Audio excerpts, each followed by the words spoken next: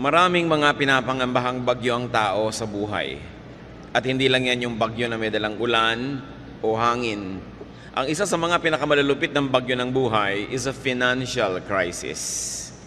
Yung dumating ang sobrang pangangailangan mo ng pananalapi pero wala kang magastos, wala kang mabunot o mahanap.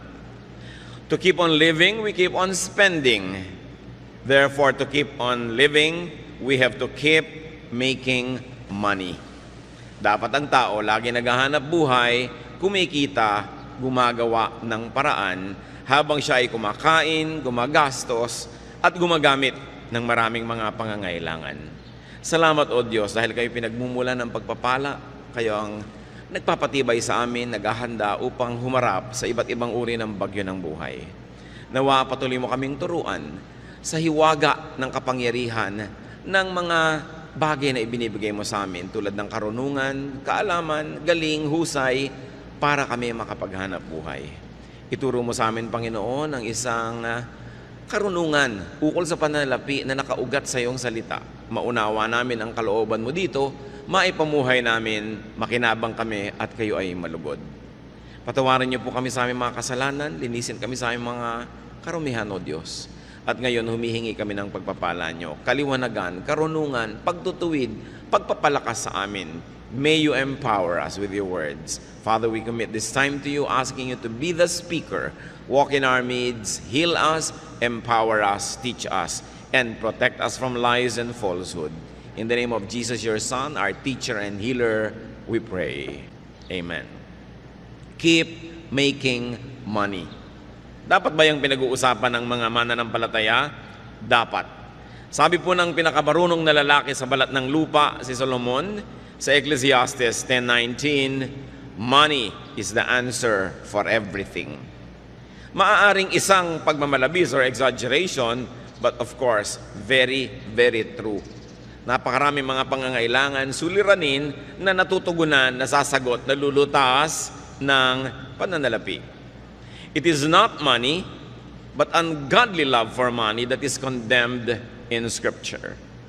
Hindi galit ang Biblia sa pera, ang galit ng Biblia ay sa pag-ibig sa pera na nagiging bunga para or dahilan para tumalikod ang tao sa Diyos at sa kanyang kapwa. Spirituality should not deny money nor money making because money buys many good things and money enables us to maximize the benefits of life. Godly people are to be fruitful money makers and money multipliers. Sa katuroan mismo ng Panginoong Hesus ay napakalinaw niyan.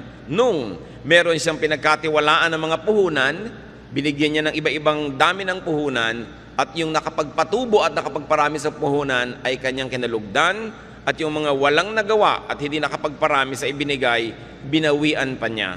Matthew 25:28-29. Sabi ng Panginoon, take the talent from him, from that who did not make it more, and give it to the one who has 10 talents. For everyone who has will be given more, and he will have an abundance. Whoever does not have, even what he has will be taken from him. Mula mismo sa bibig ng Panginoon, yun daw meron na dadagdagan pa at yung wala, babawian pa ng konting-konting nasa kanya na nga kung hindi niya pinaparami, kung hindi niya sinisinop. What is the profile of a good money maker? Ano po ba ang mga katangian ng isang makadiyos na nagpaparami ng pagpapalang ibinibigay sa kanya at ipinagkakatiwala ng Diyos? Mostly, we will get this wisdom from Proverbs 31. A good money maker works with her own hands. Dito ay dinidescribe yung isang babaeng uliran. Proverbs 31:13, with her own hands, she gladly makes clothes. Idiniin dito, her own hands. Ang isang tao nga asenso at dadami ang pagpapala, siya mismo gumagawa, siya mismo nagtatrabaho, hindi niya iniaasa sa iba ang kaya niyang gawin, lalo yung area na magaling siya sa paggawa.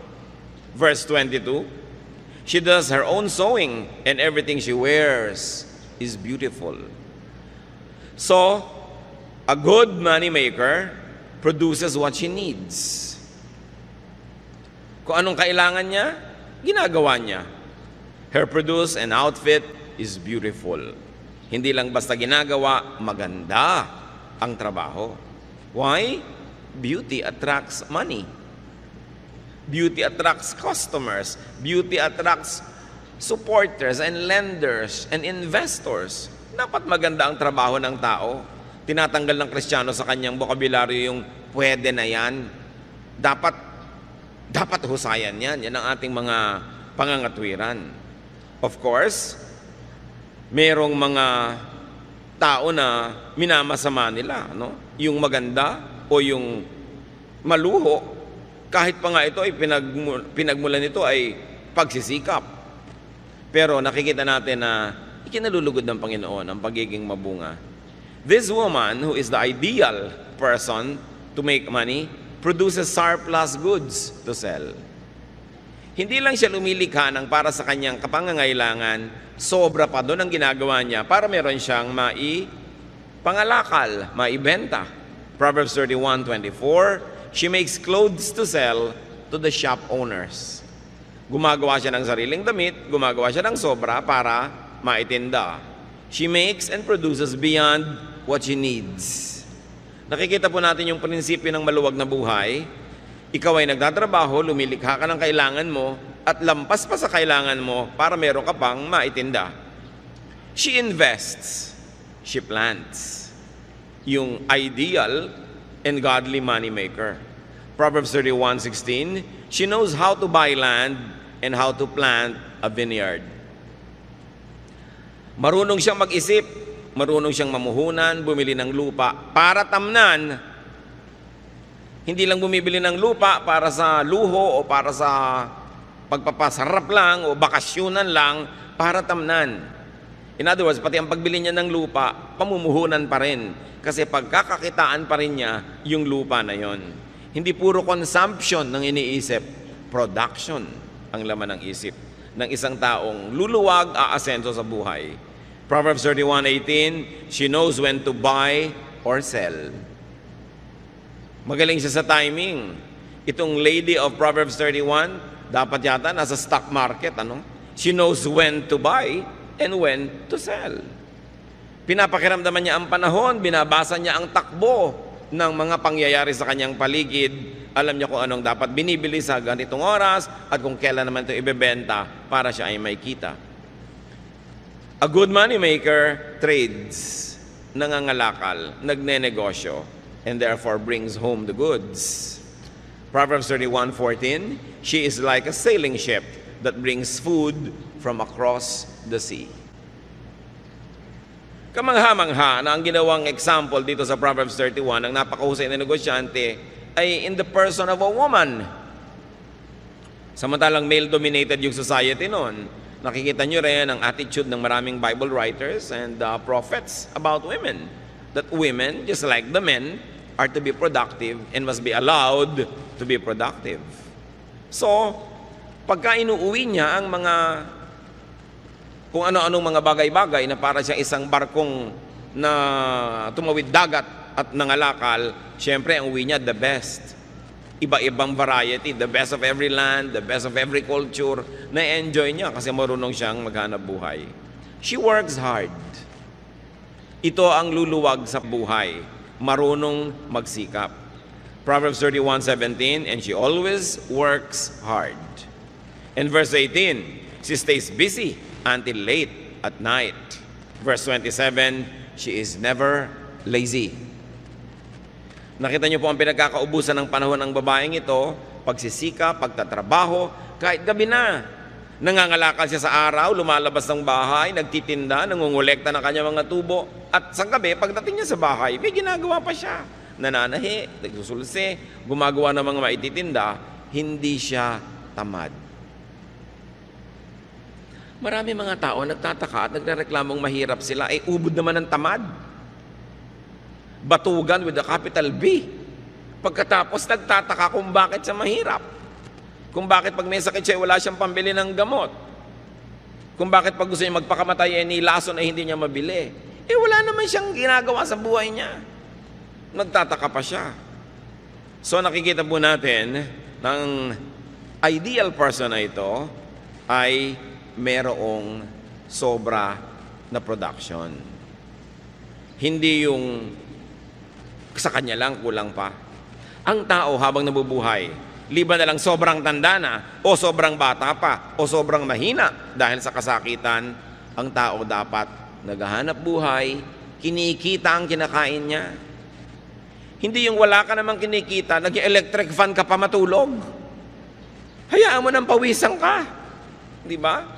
Yung damit ka ng damit, gastos ng gastos, ang ginagastos ng damit, tubig sa paglalaban ng damit mo, kuryente sa pamamalansya, tapos pakalat-kalat ka lang naman, wala ka namang ginagawa, hindi bali ng lukot ang suot mo. Lumalaki lang ang gasto sa buhay. Ang kinakabit ng mga wax sa buhok ay kutakot-takot, pahingi pa na hingi ng pang-load, ang gusto pang cellphone, yung may folding bed sa loob, wala namang kita. Puro yabang. Yung mga ganon, ang mga nagugutom, o kaya yung mga ganon, ang sobrang kawawa, ang mga kamag-anak na kumikita dahil nakadagan, nakasipsip, no, ng dugo ng kapwa. Dapat, pinapayagan natin, tinutulungan at pinapalakas ang loob ng mga naghahanap buhay talaga. Paano ginagawa yon? Huwag istorbohin. Merong mga kamag-anak, may kaisa-isang nagtatrabahong anak, may sakit yung isa, yung pang may trabaho ang pa-absent din para mag-alaga. Ito na nga lang ang kumikita, ang daming mga walang ginagawang kamag-anak, yung kumikita pa ang inaabala. May mga babaeng walang ginawa kundi mag-text sa asawa at pauwi ng pauwi, nagtatrabaho yung asawa.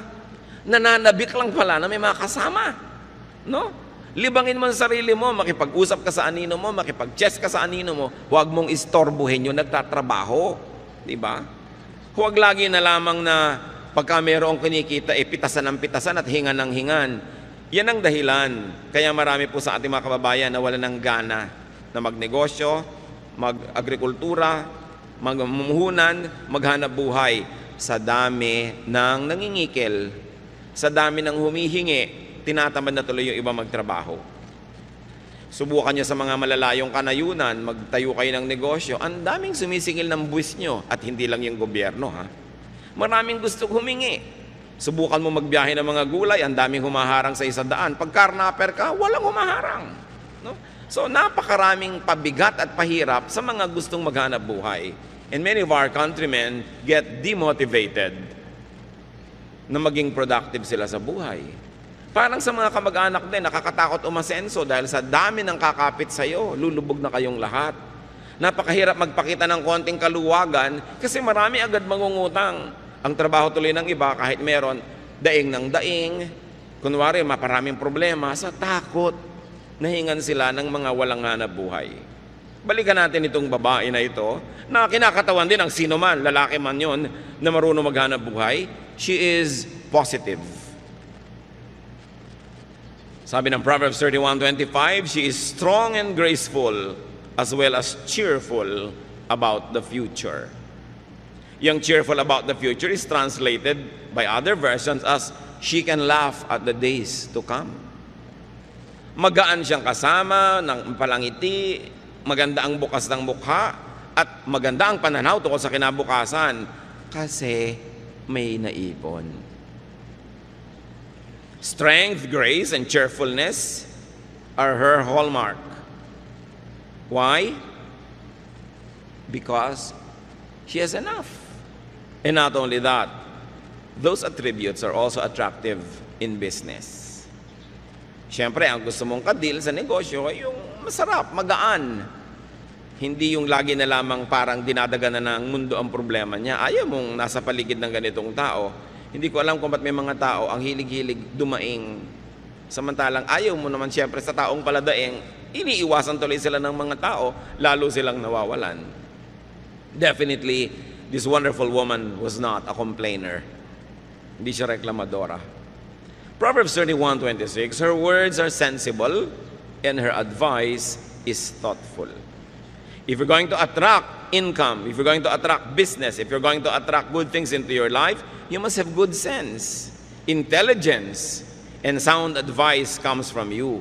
Kasi magandang dagdag yun sa pagkatao. Sino ka ba naman para iwasan ng isang kanegosyo, kasosyo, o kaya binibilhan mo o binibentahan mo na bukod sa maganda ang produkto, maganda pa ang pagkatao at magaan kasama, masarap makita. Kaya lalong nilalapitan ng grasya. A sensible and a good moneymaker gives to people.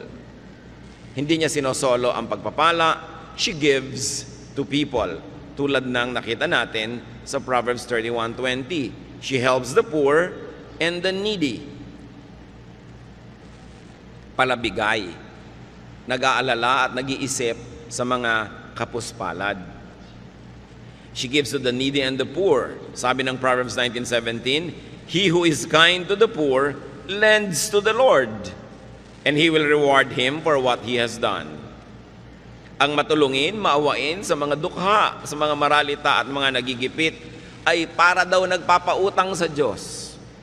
Papayagan kaya ng Diyos na may utang siya sa inyo na matagal?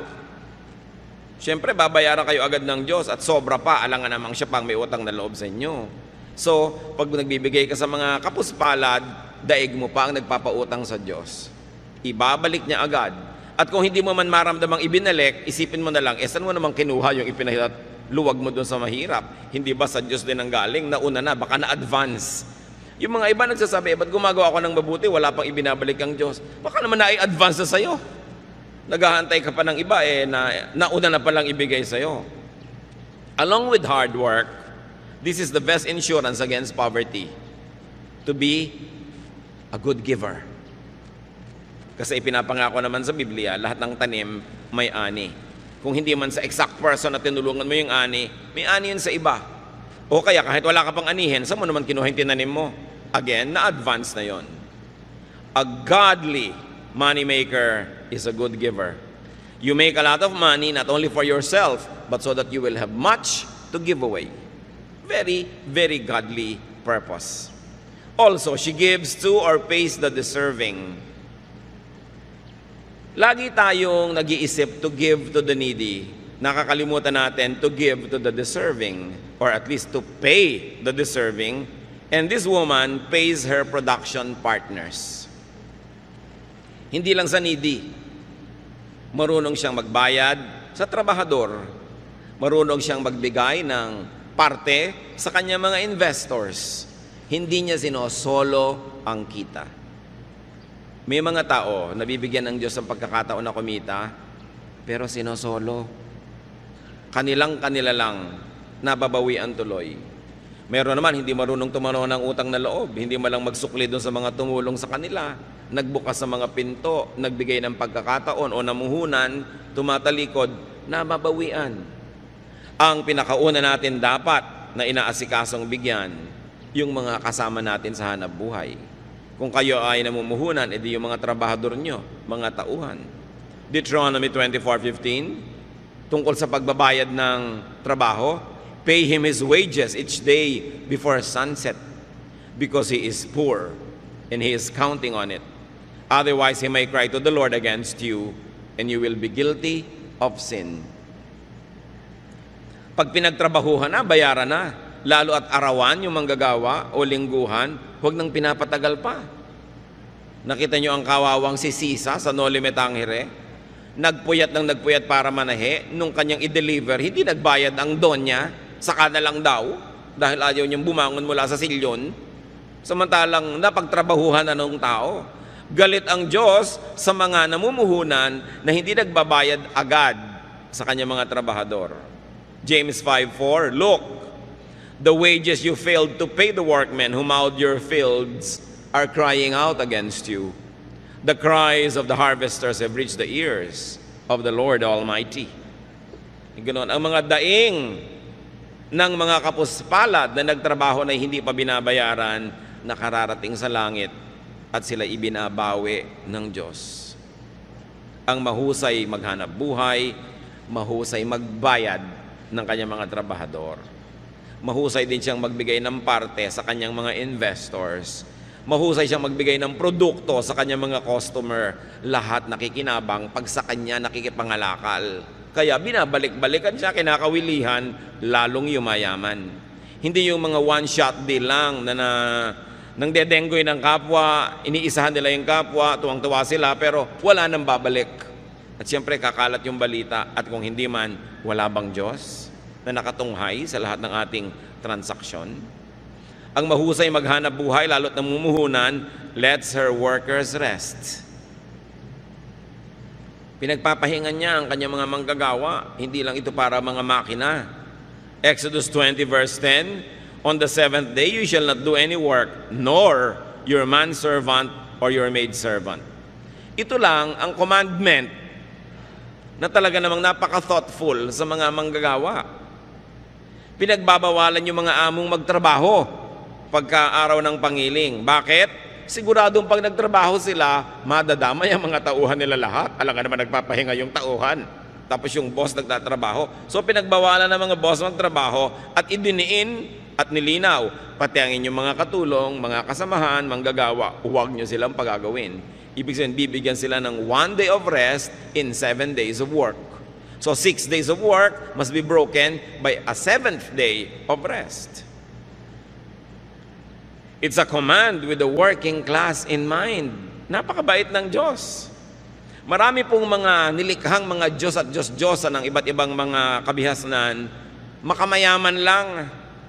Puro mga pang-uuto at panggigipit sa mahihirap ang katuruan ng relihiyon. Pero itong Diyos na ito na gumawa ng 10 Commandments, mahal niya ang mga manggagawa. Tiniyak niya na kasama sa pinakamataas niyang mga kautusan ang pahinga ng mga manggagawa. So kung may mga masisipag tayong mga money makers, mga kapatid, lalo't kamag-anak nyo ito, kaibigan, huwag dalain. Huwag naman nating dadalain ang palabigay. Kung kayo yung manggagawa, binibigyan kayo ng pahinga, kinabukasan, absent pa. Abuso na yon. Huwag nating aabusuhin yung mapagbigay. Binigyan ka na, sabi nga ng matatanda, na ilubog ang kamao, ilulubog hanggang siko. Aabusuhin ang mapagbigay. Pagsasamantalahan naman ng mabait, ang nangyayari tuloy, yung mga may mabubuting puso na dadala, tumitigas na rin ang puso. Yung mga iba na kapwa natin mahirap, nagrereklamo, yung daw mayayaman, mga mata pobre. Paano? Defensive na yung iba. Pag sobra silang bait at palangite, wala lang ginawa ang mga tao kundi bumali, o umutang, o humingi, o dumaing.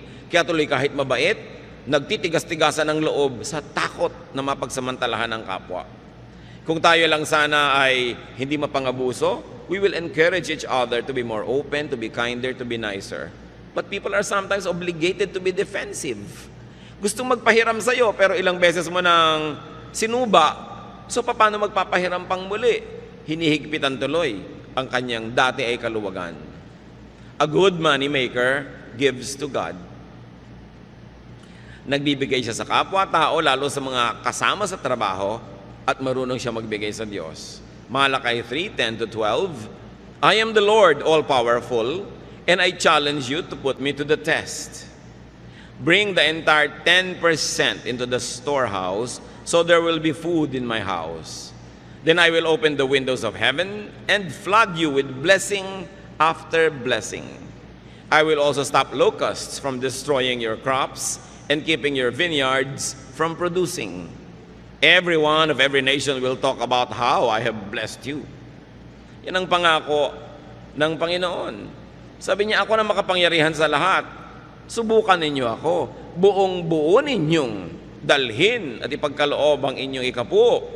At nang mayroong magasto sa aking tahanan, nang may resources. Sabi niya gano'n, tingnan ninyo. Kung hindi ko buksan ang bintana ng langit at pabahain sa inyo ang kutakot-takot na pagpapalang wala kayong pagsisidlan.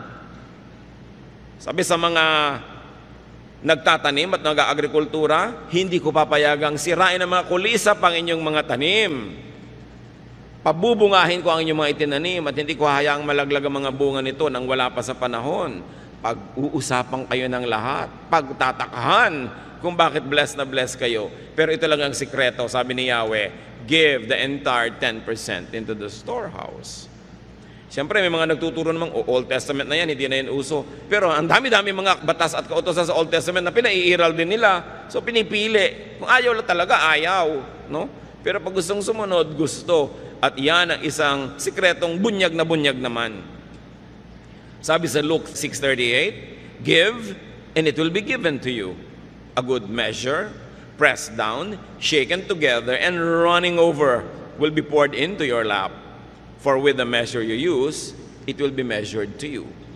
Ang ginawa ditong example ay yung pagsusukat at pagtatakal ng mga binhi, mga buto na kumbaga bigas natin, trigo nila, mga grains yan, mga butil-butil. Pag bumibili ka, pag magaling ang pulso nung nagtitinda, ang galing-galing niya maglagay ng mga grains na yan, doon sa takalan, doon sa salop, maluwag pala, maraming air spaces between. Kaya pag tinagtik mo ng tiniktik yun, lulubog ng lulubog. Hindi pa pala puno talaga. Pero sabi ng Panginoon, magbigay kayo at ganun din kayo bibigyan. Tama ang sukat. Tiniktik, niliglig, siniksik. Hindi dinaan sa bilis. Halos daganan pa, tapakan para talagang lumubog. At tapos yung natitirang nakulang na naman, pupunuin na naman. At sabi, hindi lang yon, umaapaw pa. Ganun ang sukat. Tapos malinaw ito mga kapatid ha, for with the measure you use, it will be measured to you. Gusto nyo pala ganun, siksik, niliglig, umaapaw ang bigay sa inyo ng Diyos, ganun din ang pagbibigay sa Kanya. A good money maker is a good money giver. Because the very spiritual dynamics of receiving is for us to have much more so that we can also give to others, to people, and to the works of God. What is the lifestyle of a godly money maker? Pag makadiyos, pinagpapala, lumilikha ng maraming mga kayamanan, anong uri ng pamumuhay mayroon siya? Sabi sa Proverbs 15:6, the house of the righteous contains great treasure. Malinaw. Pag nalulugod sa iyo ang Diyos, masipag ka, naghahanap buhay ka, at matuwid ang iyong puso, mapupuno ang bahay mo ng maraming mga kayamanan. Magagandang mga bagay na minamasama naman ng mga hindi kumikita. Many people who do not make enough demonize a hardworking and a godly planter for his good harvest. May mga Kristiyanong na-offend pag may mayayamang mga Kristiyano na nagbabakasyon ng first class, sumasakay ng first class, gumagastos ng first class. Sinabi na nga, kung righteous ka at marunong ka maghanap buhay, your house will contain great treasure. Hindi dapat yan ika-offend ng mga walang-wala. Madalas yung offense yun, inggit no? Huwag natin na sina-sour grape. Yung parang isa kang bear, meron kang pinipitas na grape, hindi mo maabot, at dahil hindi mo maabot-abot, sabi mo, maasim naman yan, wag na lang. Yung pinagmula nung kasabihan na sour grape. So yung mga hindi yung mayaman, pinapasama nila yung kayamanan. Masama yung mayaman, ayoko maging mayaman.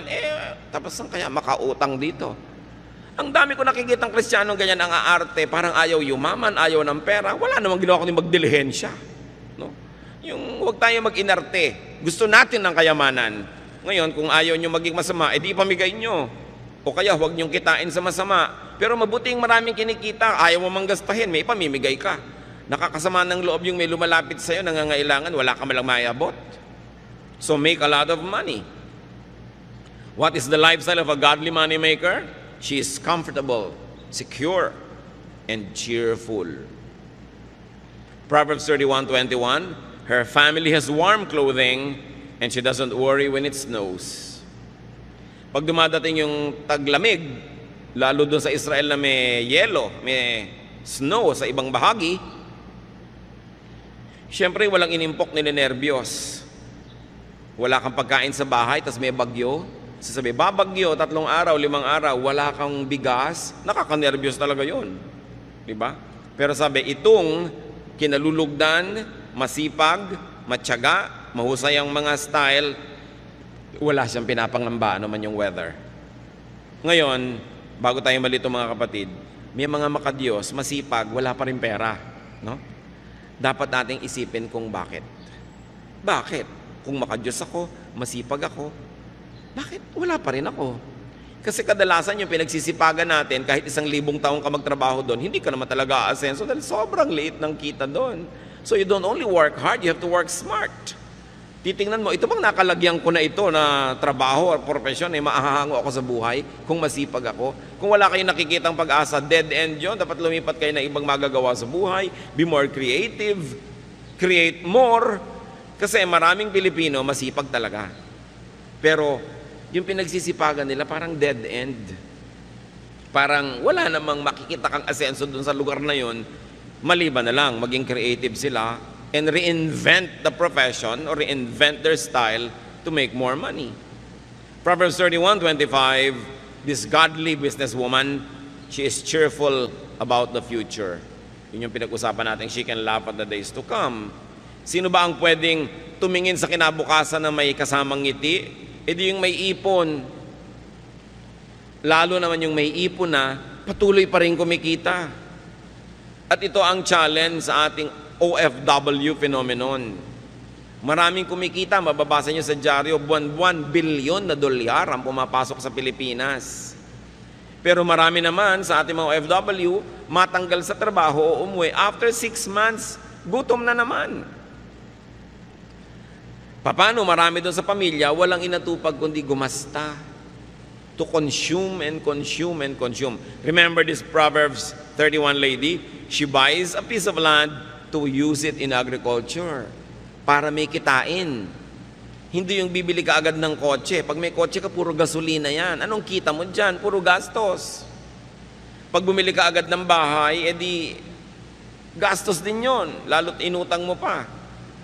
Hindi isipin, paano kaya tayo mamumuhunan para tayo kumita, para kung umuwi na si OFW, patuloy pa rin tayo yung kikita. Hindi nakaasa tayo ng nakaasa sa sweldo, agad na agad, hindi pa nga kinikita, nauutang na, dahil walang ginawa ang pamilya, kundi mag-consume, consume, consume.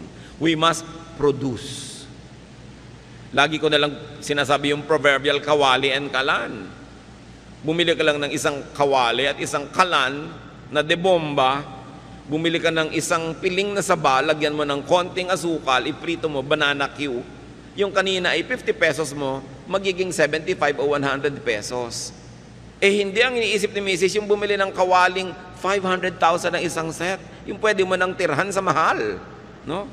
Kasi yung isang kumare niya, mas maganda rin yung kaldero doon. Wala ka namang mailuto. At napakarami ko nang nakitang ganyang kaldero na biglang nasa sanla pagkatapos. Ano? Dahil hindi naman masustain. Bibili ka ng ganun, sustainable ba? Kaya mo bang isustain na yan o hindi? Dapat ang iniisip nyo, ako may pera ako, ano kayang pagkakitaan? Taga Quezon ako, ang daming nyug dito. Sinusunog lang nila yung mga bao-bao, tapos itinatapon. Ba't di ko bilhin yung uling? Dalhin sa Lucena o sa Santa Cruz at ibagsak sa mga tindahan doon at maging uling queen ako dito. Or uling king. Ang dapat nyo laging iniisip mga kapatid, paano kaya tayo magkakapera? No? Hindi yung sino kaya mautangan dito? Baligtad ang mga pinag-iisip ng ano kaya ang mabili? Hindi yung ano kaya ang ma-produce? Nakita nyo yung babae, nananahipan ng mga bagay-bagay sa kanyang bahay, gumagawa pa ng mga belt, mga buckles, itinitinda. Eh siya na nga yung mayaman. Maraming mga OFW, pag pupunta sila doon sa Middle East, may galing ng mga kung ano-anong goods galing dito, ititinda doon. Pag uwi dito, may tinda-tinda. Marurunong. Naiinis naman yung iba, mukhang pera yan. Lahat na lang business. Dapat. Pupunta kayo sa isang probinsya, magbabakasyon kayo doon, ba't hindi kayo mamakyaw ng kung ano-anong mga goods dito, ibenta nyo doon para yung pamasahin nyo man lang, mabawi nyo. Ang dami-dami po sa ating mga probinsya, mga kapatid, nabubulok na mga prutas, nalalaglag na mga santol, mga duhat, nalalaglag na mga dalandan, kung ano-anong naglalaglagan, wala man lang kumukolekta, samantalang sa Maynila at sa iba pa mga cities, ang mahal-mahal. Hindi lang kasi nagtutugma yung production at saka yung consumption ng mga tao. It's about distribution. It's about attitude. Kailangan ng mga tao palitan yung attitude. Kung nagsasawa ka na sa hirap, palitan mo ang paraan ng pag-iisip. Kasi kadalasan yung paraan ng pag-iisip at pamumuhay natin ang nagpapahirap sa atin. Kasi marami naman tayong kapwa mahirap at umasenso na iba ang pag-iisip nila. Nag-iba ang pamamaraan. Hindi magic yon. May formula yan. Nag-iisip ka lagi ng hanap buhay and you are willing to break your back to earn your days of pleasure. Challenge yan sa ating OFWs. Kumikita, nagkakaroon ng pagkakataon, dapat ang pamilya hindi puro gastos. Kung hindi man kayo makasave, mag-invest kayo kahit paano. Because a job contract abroad is not forever. Meron niyang wakas. Sabi na Ecclesiastes 11:6, sow your seed in the morning, and at evening let not your hands be idle. For you do not know which will succeed, whether this or that, or whether both will do equally well.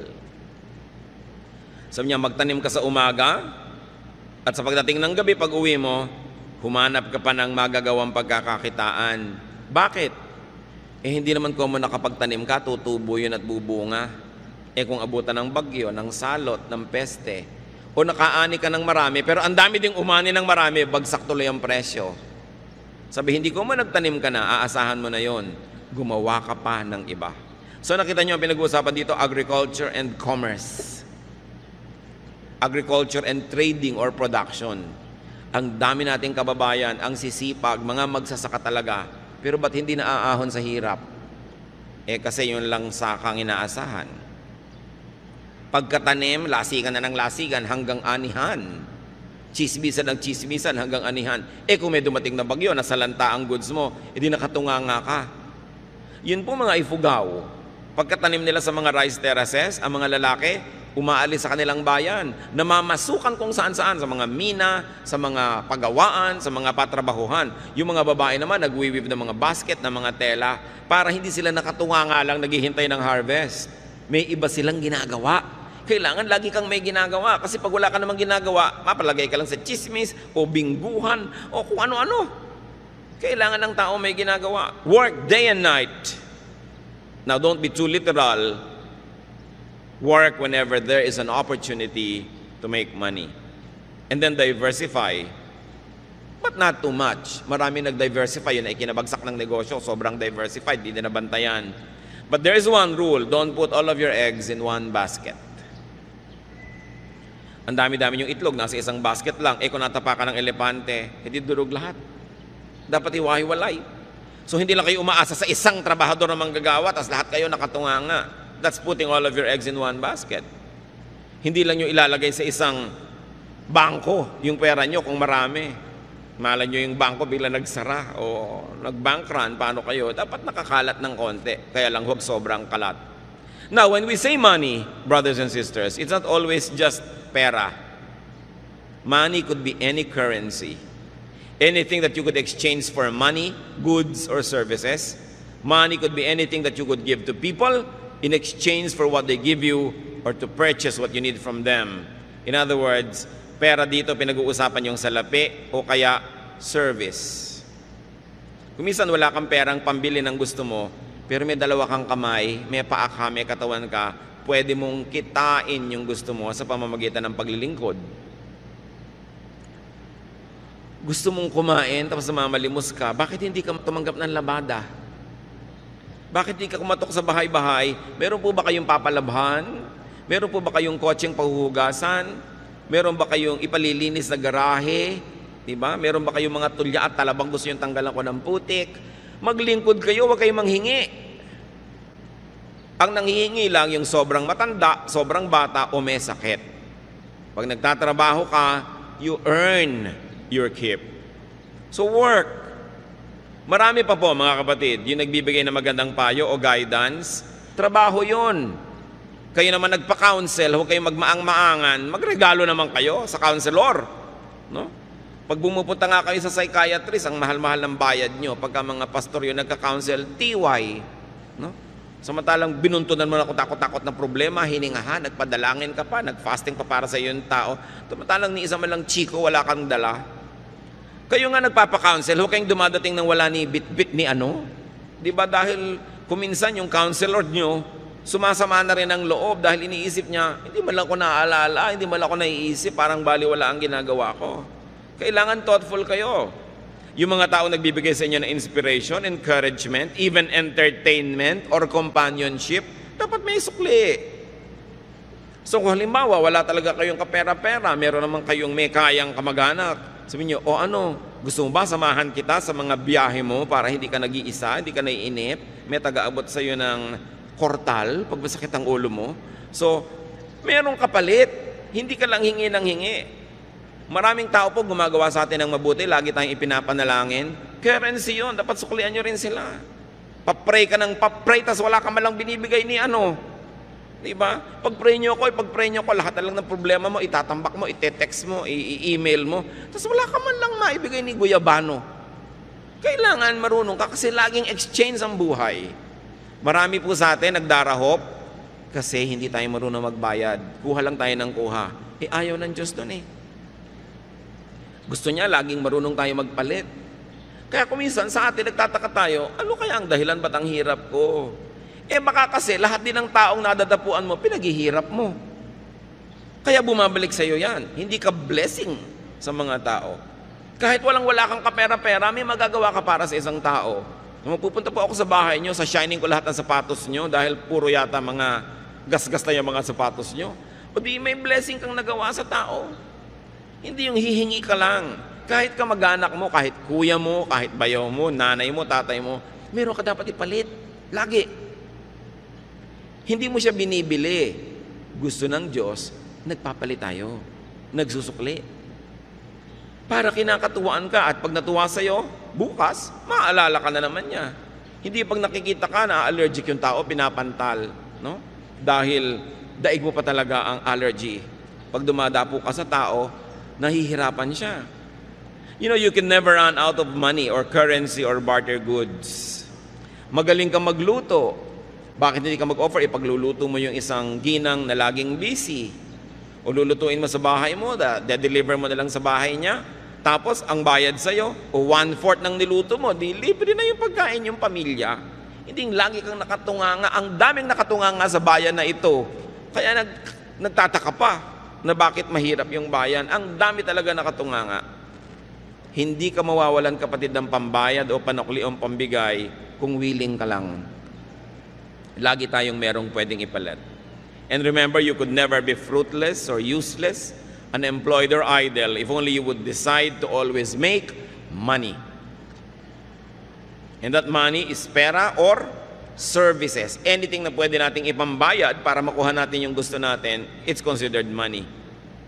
Ngayon, nasa katanghalian tapat kayo na inyong buhay, malakas ang kita nyo, take advantage of your best season. Para mga artista, may panahon na sikat, hot na hot property talaga, kita dito, kita doon. Pag hindi nag-ipon, pag hindi nag-invest, kawawa naman pag lumalaos na. Dumadating yung tanghaling tapat ng buhay natin. Dumadating din yung alauna, alas 2, alas 3 ng hapon, alas 5, 5:45, marapit na mag-orasyon. No? Dumadating yan. Dapat handa ka dyan. Dahil hindi naman surprise. Dahil darating talaga yan. So earn the most, invest the most, save the most. Sabi sa Proverbs, look at the ant. Yun daw langgam. Marunong magtrabaho.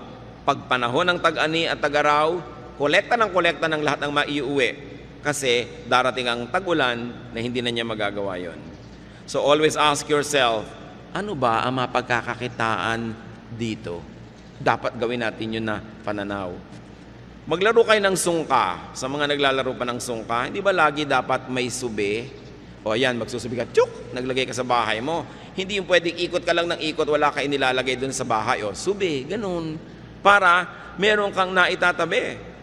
Alam nyo, sabi na isang may doktorado sa anthropology, yung sungka daw, ang sinaunang computer ng mga Pilipino. Talagang taga-compute. May nagsasabi pa na yung abacus daw ng China, apo lang ng sungkahan. At meron pang nagpapatotoo na only in the recent past, maraming mga tindera sa probinsya gumagamit ng sungka pang compute ng mga sukle at bayad. Ang mga sinaunang Pilipino po ay mga negosyante. Hindi sila katulad ng mga sinasabi ng iba ngayon na mga tamad daw. Mga negosyante, mga importer and exporter, at very good ang credit standing. Alam natin yung napakarami mga sasakyang dagat galing China at galing sa ibang bansa na dumarating dito para makipangalakal sa ating mga ninuno. At ang ating counting system, very elaborate, ha? Sa bawat isang zero, meron tayo dinadagdag na salitang po, 10, 20, 30, di ba? Dagdagan nyo pa ng isang zero, 100, 100, 200, 300. Isa pang zero, 1,000. Dagdagan nyo pa na isa pang zero, 10,000 na yon, laksa. May salita tayo dyan, laksa. Ang Greek culture, ang Hebrew culture, ang maraming cultures hanggang 10,000 lang ang bilang. Pero sa Tagalog, meron tayong 100,000, yuta. Meron tayong 1,000,000, angaw. At meron tayong 10 million, kati. Meron tayong 100 million, bahala. At meron pang 1 billion, gatos. Ang daming magbilang ng mga Pilipino nung araw. Di ba? Talagang mahusay magbilang. At sinasabi nila, yung unang pera sa China, kauna-unahan, yung sigay, yung pangsuka natin na shell, dito mga galing lahat. Na napakalaki daw na mga kalakalyang sigay na yan na ine-export natin to China, kaya marunong magbilang yung mga Pilipino, kaya may sungkahan. No? Talagang mahusay mag-count. Nawala yon because of colonialism. Nung inangkin ng mga Kastila, ang mga lupain, pinagtatrabaho lang yung mga tao bilang mga kasama.